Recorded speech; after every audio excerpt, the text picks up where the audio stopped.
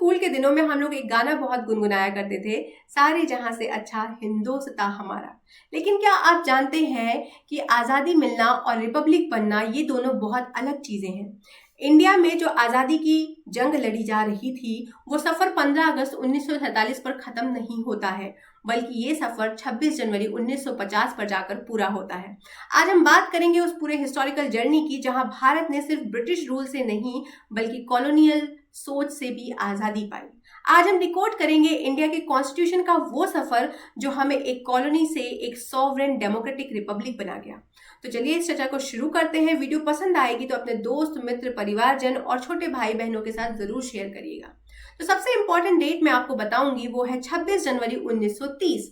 भारत के freedom struggle में एक नया मोड़ आया इस दिन को पूर्ण स्वराज दिवस मनाया गया। इससे पहले तक कांग्रेस और नेशनल मूवमेंट का मेन फोकस ब्रिटिश राज के अंडर डोमिनियन स्टेटस या लिमिटेड सेल्फ गवर्नमेंट पे था। लेकिन 1929 के लाहौर सेशन में एक स्ट्रॉन्ग रेजोल्यूशन पास किया गया जिसमें क्लियर कहा गया कि अब गोल सिर्फ और सिर्फ कंप्लीट इंडिपेंडेंस है, यानी कि पूर्ण स्वराज होगा और वो हम लेकर रहेंगे।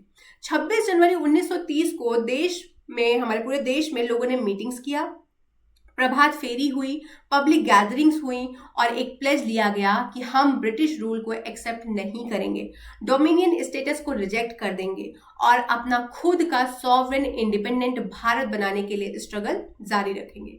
ये डिक्लेरेशन सिर्फ सिंबॉलिक नहीं था बल्कि फ्रीडम मूवमेंट को एक पॉलिटिकल डायरेक्शन दे दिया। जो फ्रीडम मूवमेंट उस समय चल रहा था उसका पूरा का पूरा पॉलिटिकल डायरेक्शन अब चेंज हो चुका था। अब मांग सिर्फ रिफॉर्म्स, काउंसिल्स या कॉन्स्टिट्यूशनल कंसेशन की नहीं थी बल्कि फुल फ्रीडम की हो गई थी, पूर्ण स्वराज की हो चुकी थी। इसी वजह से बाद में जब भारत आजाद हुआ तो 26 जनवरी को ही एक पावरफुल सिंबल के रूप में चूज किया गया और 1950 में इसी दिन कॉन्स्टिट्यूशन इंप्लीमेंट हुआ और हमारा देश बना रिपब्लिक। इस तरह 26 जनवरी 1930 का जो पूर्ण स्वराज दिवस मनाया गया था, इंडिया के जो फ्रीडम का स्ट्रगल था, जो हमारे यहाँ स्वतंत्रता का जंग छिड़ा हुआ था, उसमें एक फाउंडेशन स्टोन बन चुका था, from colonial subject to sovereign republic. Next important date आती है 9 दिसंबर 1946। इंडिया की कॉन्स्टिट्यूएंट असेंबली ने पहली बार मीटिंग किया। कॉन्स्टिट्यूशन हॉल में ये लोग मिले, जिसे हम आज की डेट पे central hall of parliament house के नाम से जानते हैं। जी हाँ, ये मोमेंट मार्क करता है इंडिया के कॉन्स्टिट्यूशन मेकिंग प्रोसेस का फॉर्मल बिगिनिंग। असेंबली को एक बहुत इंपॉर्टेंट रिस्पॉन्सिबिलिटी दी गई थी इंडिपेंडेंट इंडिया के लिए कॉन्स्टिट्यूशन फ्रेम करने की। इस हिस्टोरिक टास्क को कंप्लीट करने में असेंबली ने 2 साल, 11 महीने और 17 दिन लगाए। इस पूरे पीरियड के दौरान टोटल 11 सेशंस हुए। 165 दिन तक ये सेशन स्प्रेड था, जिसमें सिर्फ 114 दिन ड्राफ्ट कॉन्स्टिट्यूशन की डिटेल डिस्कशन ही किए गए थे। जी हाँ, असेंबली के जो मेंबर्स थे उनको कैसे लेकर आ रहे थे, तो प्रोविंशियल लेजिस्लेटिव असेंबली के थ्रू इनडायरेक्ट इलेक्शन से इनको चूज किया जा रहा था और साथ ही साथ प्रिंसली स्टेट्स के रिप्रेजेंटेटिव्स भी इसमें शामिल थे।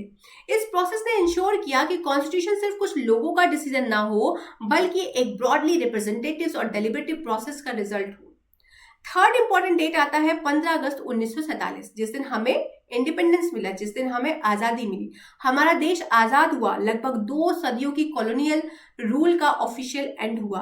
ये पावर का ट्रांसफर था, एक लंबी लड़ाई जो हमारे स्वतंत्रता सेनानियों ने लड़ी, हमारे लीडर्स ने लड़ी, फ्रीडम मूवमेंट्स जो इनिशिएट्स हुए और आम लोगों ने मिलकर पूरे देश में जो लड़ाई लड़ी थी, ये उसी का फल था। इंडिपेंडेंस ने पॉलिटिकल सॉवरेनिटी वापस इंडियन पीपल को दे दी और साथ ही शुरू हुआ एक नया फेज, नेशन बिल्डिंग का फेज। और इंडिया अब अपना फ्यूचर शेप कर रहा था, डेमोक्रेसी के प्रिंसिपल्स के साथ, यूनिटी और सेल्फ डिटर्मिनेशन के साथ और अपनी नई आइडेंटिटी के साथ।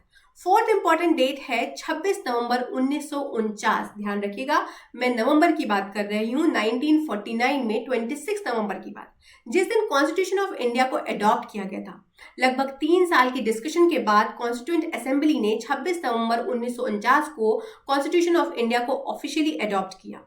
ये एक बहुत ही इंपॉर्टेंट स्टेप था डेमोक्रेटिक इंस्टीट्यूशंस को एस्टैब्लिश करने के लिए।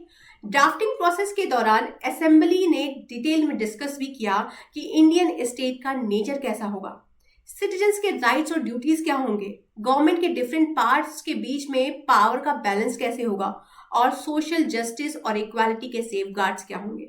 कॉन्स्टिट्यूशन का एडॉप्शन इस कलेक्टिव एफर्ट का कल्मिनेशन था, जो एक ऐसा गवर्नेंस फ्रेमवर्क बनाता जो डेमोक्रेटिक वैल्यूज और कॉन्स्टिट्यूशनल प्रिंसिपल्स पर बेस्ड है। 26 नवंबर 1949 की डेट प्रियम्बल की कंक्लूडिंग लाइन में भी ऑफिशियली लिखी गई, जो इसकी कॉन्स्टिट्यूशनल अथॉरिटी और हिस्टोरिकल इंपॉर्टेंस को हाईलाइट करता है। तो दोस्तों, ये था 1930 से लेकर 1950 तक का सफर, और आज हमारे देश में हर साल रिपब्लिक डे एक शेयर्ड नेशनल मोमेंट के रूप में सेलिब्रेट होता है। पूरे देश में अलग जोश होता है, फ्लैग होस्टिंग सेरेमनीज होती हैं, परेड्स ऑर्गेनाइज की जाते हैं, स्कूल चिल्ड्रंस भी बहुत सारे कल्चरल इवेंट्स के माध्यम से सेलिब्रेट करते हैं और एक shared sense of importance create किया जाता है। सबसे ग्रैंड परेड होता है कर्तव्य पथ नई दिल्ली में, जो दिखाता है इंडिया का कल्चर, हेरिटेज और मिलिट्री की पावर। दिन की शुरुआत होती है नेशनल वॉर मेमोरियल पर, जहां पीएम हमारे आते हैं, प्राइम मिनिस्टर सर हमारे फॉलन सोल्जर्स को ट्रिब्यूट देते हैं। प्रेसिडेंट ऑफ इंडिया का अराइवल फॉर्मली प्रोसीडिंग्स की शुरुआत मार्क करता है और नेशनल फ्लैग अनफर्ल्ड होता है। अनफर्ल्ड और होस्टिंग में क्या अंतर है, इस वीडियो को भी जरूर देखिएगा, आपको डिस्क्रिप्शन बॉक्स में मिल जाएगा। हम लोगों को लगता है कि 15 अगस्त को भी और 26 जनवरी को भी फ्लैग होस्ट ही होता है, पर फ्लैग होस्ट और फ्लैग अनफर्ल्ड ये दोनों बहुत अलग चीजें होती हैं। इसके बारे में मैंने ऑलरेडी एक वीडियो बनाई है, उसे आप जरूर देखिएगा। नेशनल फ्लैग अनफर्ल्ड होता है, साथ ही नेशनल एंथम गाया जाता है, 21 तोपों की सलामी होती है। Marching contingents, army, navy, air force और अदर यूनिफॉर्म सर्विसेज जो होते हैं वो सेरेमोनियल फॉर्मेशन में पार्टिसिपेट करते हैं, दिखाते हैं डिसिप्लिन को, कोऑर्डिनेशन को। बहुत सारे प्रेजेंटेशंस होते हैं अलग अलग स्टेज के माध्यम से, कल्चर परफॉर्मेंस को हाईलाइट किया जाता है, रीजनल कल्चर को हाईलाइट किया जाता है, नेशनल थीम्स होती हैं, और परेड का मेन पर्पस होता है कि जो हमारे देश में शहीद हुए हैं उन्हें हम ऑनर करें, और जितने भी मिलिट्री पर्सोनल्स हैं या जो भी हमारे ब्रेव सिटीजन्स हैं उन्हें ब्रेवरी अवार्ड्स दें। सिग्नेचर सेगमेंट्स भी बहुत देखने को मिलते हैं जो बहुत गूज़बम्प्स ला देते हैं, जैसे motorcycle display, Indian air force fly past parade को एक ग्रैंड कंक्लूजन दे देता है। सेरेमोनियल ऑब्जर्वेशंस जो भी होते हैं वो 29 जनवरी को बीटिंग द रिट्रीट के साथ क्लोज हो जाते हैं, जो एक सेंचुरीज का ओल्ड ट्रेडिशन मार्क करता है, मिलिट्री ट्रेडिशन को का पार्ट है। ट्रूप्स फाइटिंग सीज करते हैं, आर्म शिफ्ट करते हैं और सनसेट पर कैंप पर वापस चले जाते हैं। तो दोस्तों, रिपब्लिक डे सिर्फ हॉलीडे नहीं है या परेड नहीं है या छुट्टी का दिन नहीं है, बल्कि ये रिमाइंडर है कि हम सब रिस्पॉन्सिबल सिटीजन्स हैं जो अपने कॉन्स्टिट्यूशन के वैल्यूज, जस्टिस, लिबर्टी, इक्वालिटी और फैटर्निटी को अपनी लाइफ में जीते हैं, और इसको आगे भी प्रोटेक्ट करेंगे, इंश्योर करेंगे कि किसी के साथ भी अनइक्वालिटी ना हो। तो ध्यान में रखिएगा, जब भी आप 26 जनवरी मनाएं तो आप इन सारी तिथियों को ध्यान में रखें और समझें कि इस दिन का इम्पोर्टेंस क्या है। आशा करती हूँ जानकारी आपको पसंद आई होगी। पसंद आई हो तो मेरे चैनल को सब्सक्राइब करना बिल्कुल भी ना भूलें। आप सभी को गणतंत्र दिवस की हार्दिक शुभकामनाएं। नमस्ते, जय हिंद, जय भारत।